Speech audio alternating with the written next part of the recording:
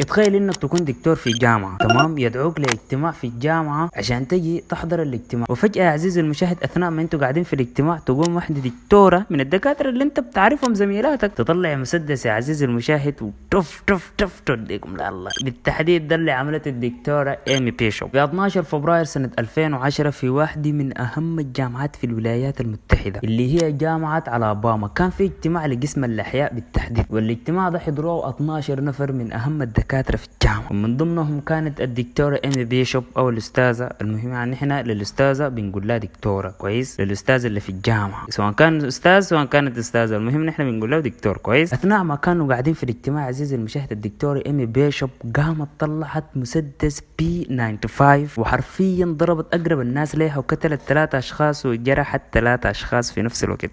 جرحت 3 اشخاص وضربت المهم يعني الشرطة لما جات اتحققت في السجل بتاعها انه انسانة دكتورة سجلها لازم يكون نظيف خالي من التهم والكلام الفارغ عشان يطلعوها وكده، وجدوا انه الانسانة دي قبل كده قتلت اخوها اللي هو شقيقة ضربا بالرصاص، وقبل كده عملت انفجار في دكتور بتاع معمل، مشرف بتاع مختبر. يعني هتقول لي الله اكيد بعد اللي عملته دي يا اسطى تم سجنها لمدى الحياة واعدام. ايوه تم سجنها مدى الحياة ما عدمه.